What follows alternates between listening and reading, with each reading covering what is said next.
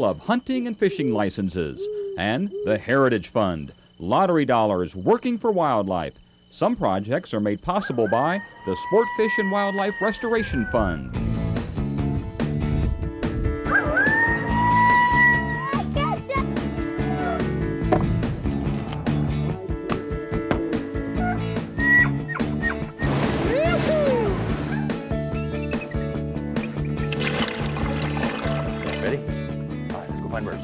I'm Chuck Emmert.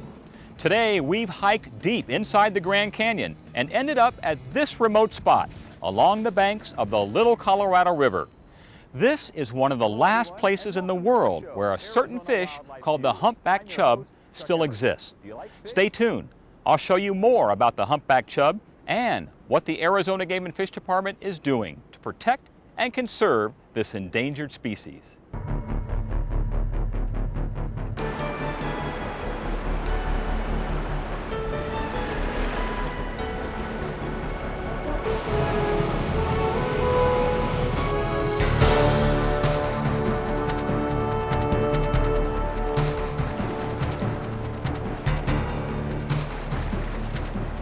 The Colorado River is one of the great water resources of the world. The rapids swirl and foam around boulders as big as cars. Eventually, the river winds through narrow canyons and will quench the thirst of over 25 million people.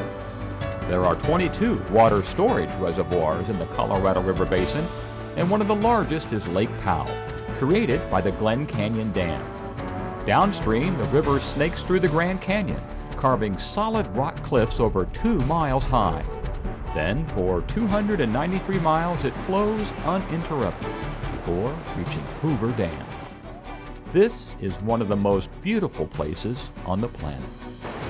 Beautiful? Yes. You can't tell with a casual glance that this is also one of the most intensely managed places in the world as well. Power companies, farmers, Native American tribes, recreationists, and water companies are just a few of the stakeholders with an interest in this river. Right there among them is the Arizona Game and Fish Department, responsible for protecting and conserving the wildlife in the river, a task that is very difficult even with modern equipment. To understand some of the difficulty, we have to look under the turbid flows and find a certain fish native to the Colorado River, the humpback chub. Its name comes from that large hump behind its head. By understanding this chub, we can begin to see the issues inherent with managing wildlife in the Grand Canyon. Actually a member of the minnow family, the humpback chub thrived in the canyon in the days before the dams were built. Back then, the river swelled in the spring with snowmelt from the Rocky Mountains, transporting large quantities of sediment-rich, ice-cold water into the canyon. Then, almost overnight, things changed. The dams were built and the river was tamed. The deep basins behind the dams trapped the snowmelt and formed enormous lakes. The river still flowed through the canyons, but it had been throttled, controlled, managed. No longer were there big flooding events. No longer did the river run wild. This change had a profound effect on the canyons downstream, an effect that is still being felt today. Bruce Taubert is our man at the Arizona Game and Fish Department who deals with a lot of these issues. It's incredible when you put the size of dam that Glen Canyon Dam is and you change the water from one that used to be, as I indicated, high flows in the spring, low flows in the summer, very, very cloudy with turbulence with all the soil that it brought down from the Rocky Mountains with the spring runoff when the snow melts, to one that is cold all the time, is clear all the time, and doesn't fluctuate very much at all. For wildlife and the biological resource, that's really a night and a day situation. It's changed so dramatically that I'm almost always amazed that they've done as well as they have, and that we actually have a resource out there to work with and attempt to save in the future. One species that has done well in this new post-dam habitat is the rainbow trout. Just below Glen Canyon Dam is an area known worldwide for its trout fishing, Lee's Ferry. Over about a 20-year period, what the administrators and biologists have done is we basically said that those 16 miles below Glen Canyon Dam are going to be managed for rainbow trout fishery. In fact, it's a world-class rainbow trout fishery. It's a wonderful place to go and fish for trout. The rest of the river, really, which is almost 200 miles, is going to be managed primarily for the humpback chub. What we're trying to do is provide all those resources for all the customers, maintaining a good fishery and maintaining sound populations of humpback chub. It's not that easy, but that's what we're working on right here. Although rainbow trout are not native, they are fun to catch and a great tasting fish, and the public wants them in the Grand Canyon for the recreational opportunities. But Lee's Ferry is not a good area for the humpback chub. The good news is the humpbacks have managed to hold on further downstream, far away in a special spot where the Little Colorado River joins the main Colorado River. As far as we know, this is the only good spawning area for humpback chub in the lower basin, below Glen Canyon Dam. There are other populations of humpback chub above Glen Canyon Dam, but there aren't any below Glen Canyon Dam. This is the primary place that we know that they do spawn, and we know that they spawn successfully, or reproduce successfully. And so, therein lies a dilemma. The problem with maintaining a native wildlife population like the humpback chub with the demands of a modern society for water, electricity, and recreation, for recreational fishing opportunities with the rainbow trout. The trout and the chub may not be able to exist side by side on their own, but the demands of our society dictate that they must. And so, this is a story of how the Arizona Game and Fish Department makes that happen. Scott Rogers, a game and fish biologist, is leading a crew through the canyon. Part of their mission is to monitor just how far downstream from Lee's Ferry the rainbow trout are roaming, and to keep those trout away from the humpback chub where the Little Colorado meets. In theory, this all sounds well enough, but in reality it's a very tough job. The biologists climb aboard these small Zodiac boats. Each one has been modified with an electric generator wired up to this metal globe. Once they are underway, the globe is lowered to the water, sending out pulses of electricity around the boat. Any fish nearby is stunned, and the biologists quickly net them and pull them on board for identification. On some trips, the trout are removed permanently. They stop frequently to catalog and identify their catch. This is tough work. It's noisy with the generators, and in spots the currents can be very fast. The sampling goes on well into the night, ending about 1 a.m. This is just part of the process, though. Another crew is sampling the chub a little further downstream. This has to be one of the most beautiful spots in the Grand Canyon. It's the Little Colorado River, a tributary of rich blue water that eventually joins the main Colorado River. It's one of the last places on Earth where the humpback chub can be found in abundance. Okay. It's here that Bill Persons with the Arizona Game and Fish Department is directing a crew with the responsibility of monitoring the population of native humpback chub. Crews set up these long hoop nets in the water. The fish swim inside, seeing them as a place of refuge. Every day the crews check the nets and see what has shown up. Fish are identified, measured, and then released unharmed. The adult humpbacks are fitted with these small devices called a pit tag. It assigns an electronic ID to each individual fish. Then they can be tracked in a database, giving scientists a wealth of information about the population over time. So far, so good. They are finding chubs in the nets, but in the back of every biologist's mind is a nagging worry. A worry that with such a small area for the chub and the potential of invasion from a whole host of predators, not to mention disease, numbers in this population could nosedive in a very short time. But it's a reality that each biologist has to live with in our modern world. Some people advocate removing the dam and returning the river to where it was decades ago.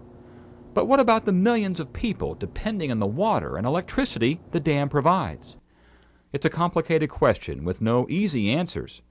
For the biologists at the Arizona Game and Fish Department, though, the work will continue, maintaining a balance between the rights of an ancient native population to survive and the needs of a modern society to flourish.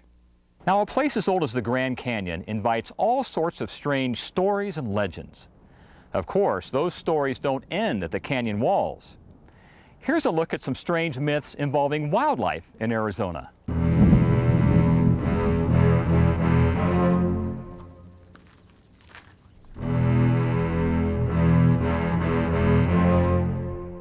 The Arizona desert is such a unique and strange place that its animals and plants naturally lend themselves to many myths and misconceptions.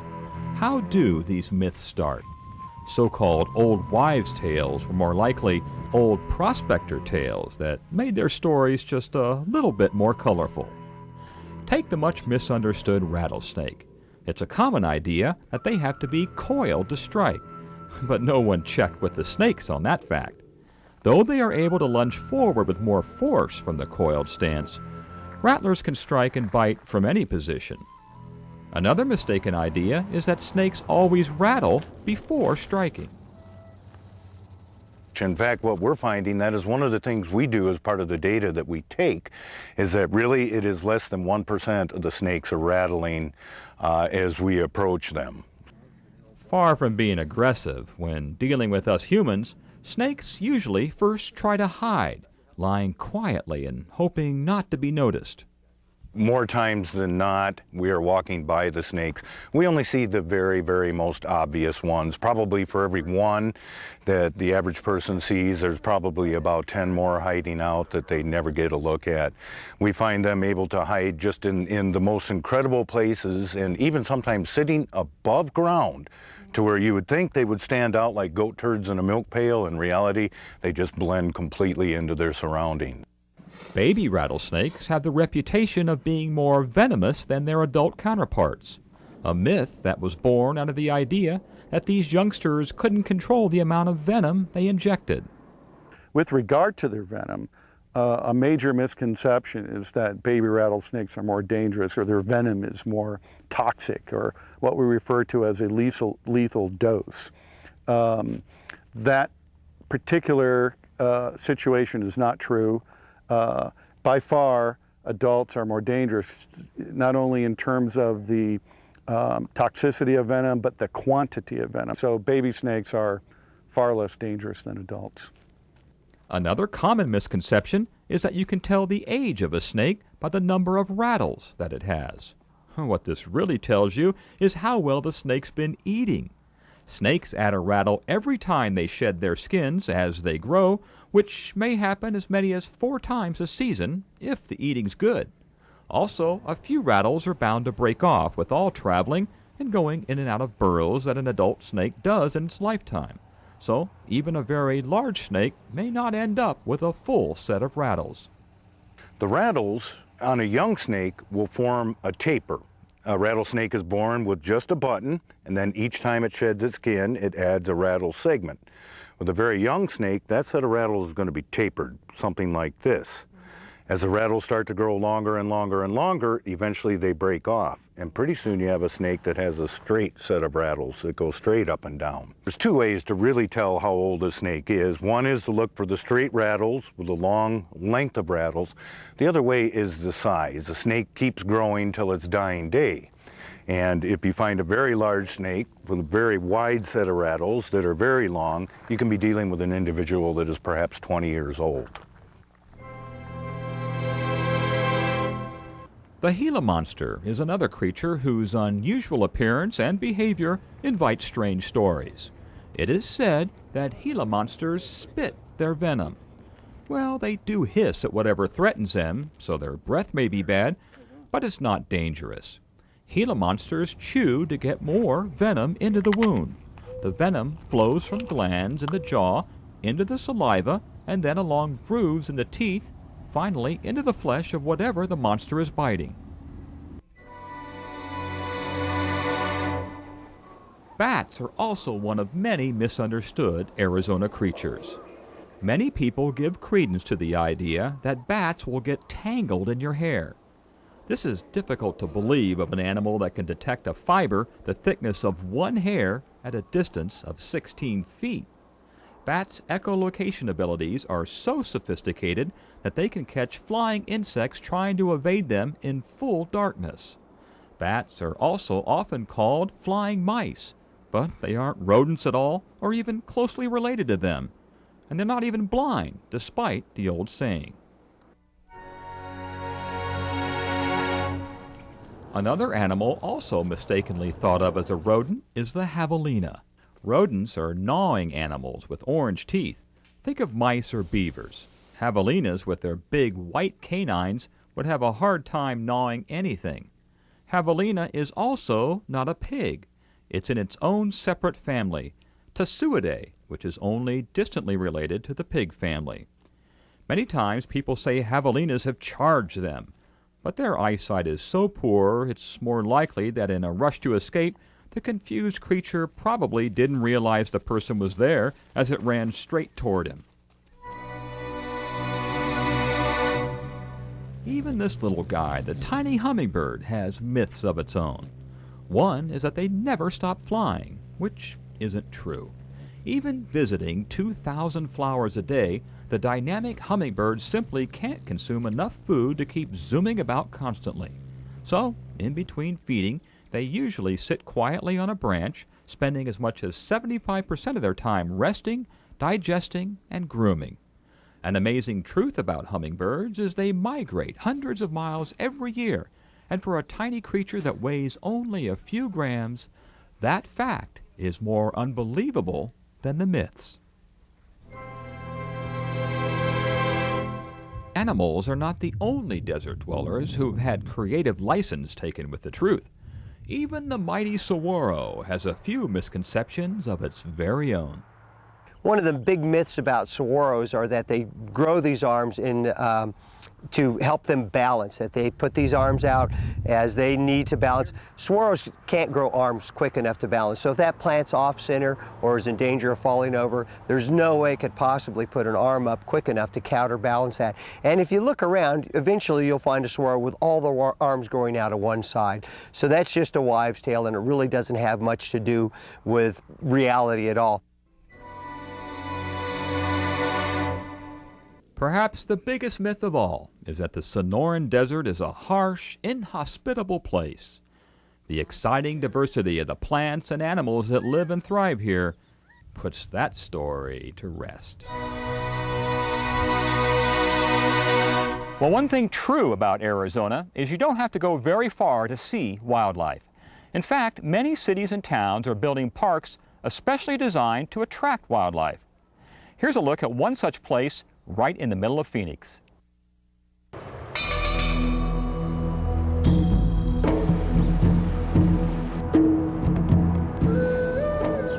An oasis in the desert.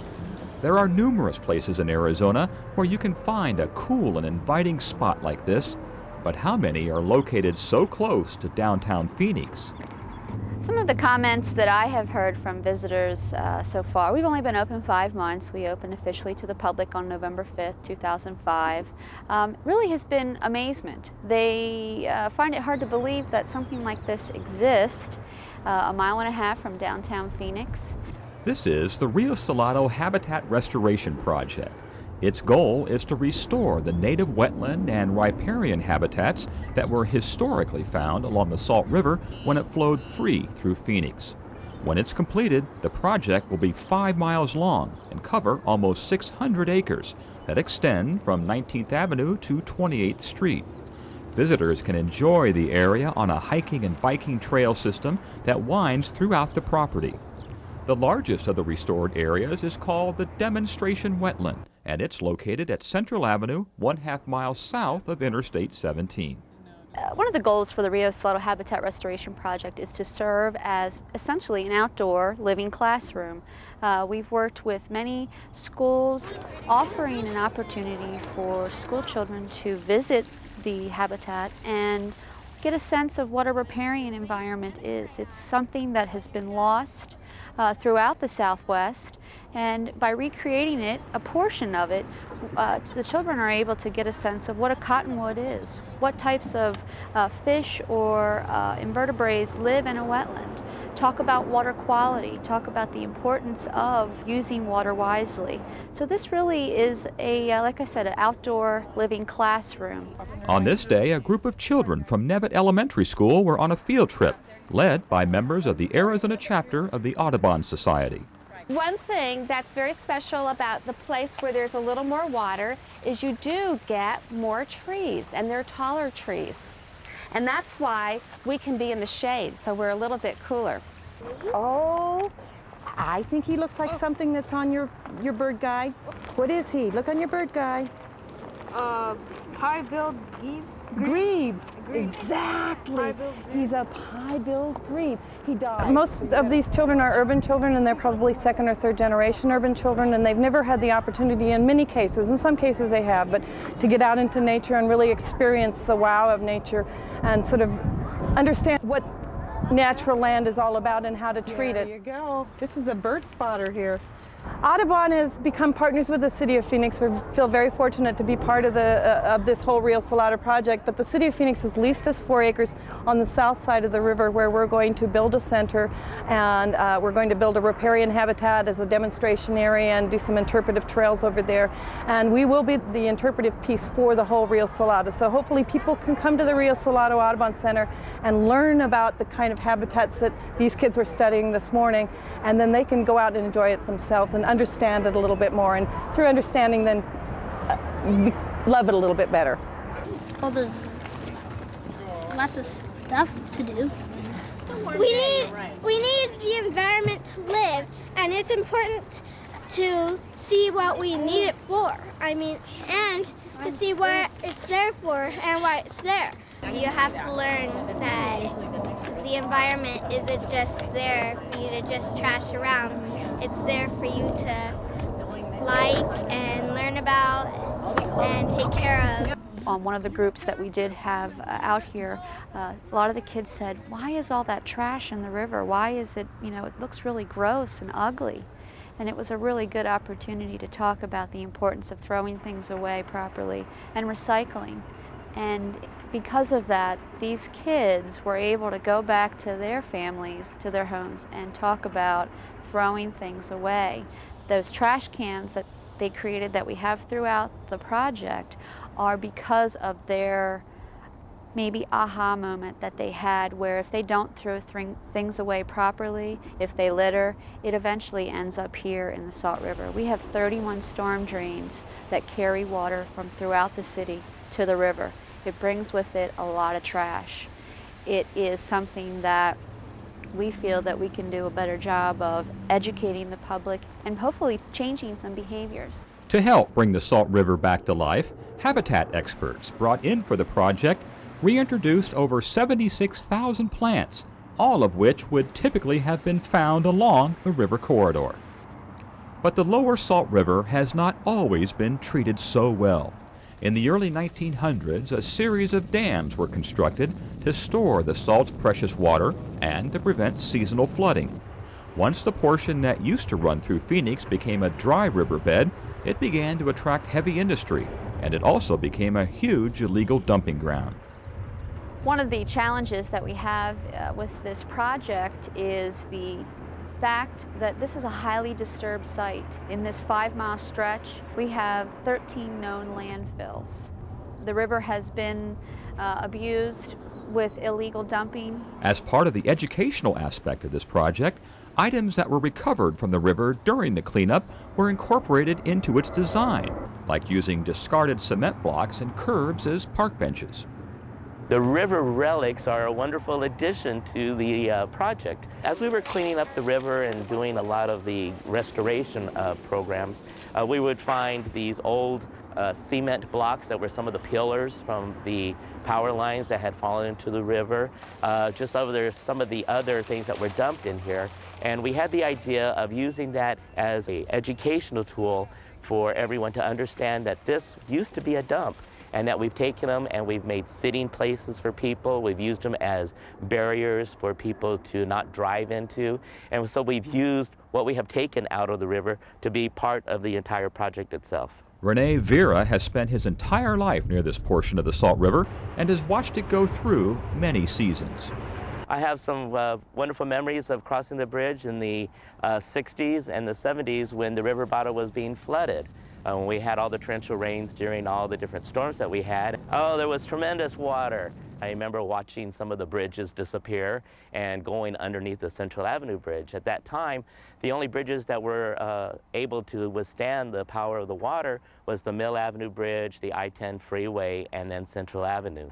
I remember some of the bad things that used to happen, especially when the flood would hit the landfill up the river, and it used to bring all the trash and everything into the river. And I remember the Great Salt River cleanup. I was part of that team where we came down and picked up all that the dirt and the trash and the appliances and everything else.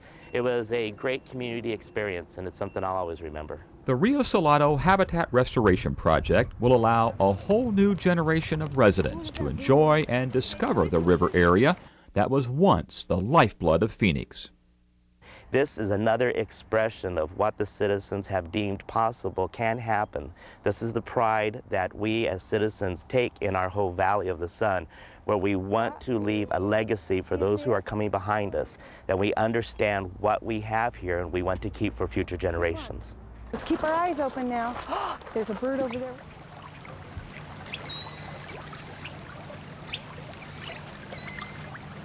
If you'd like to find out more about watchable wildlife in Arizona, just log on to our website. It's azgfd.gov.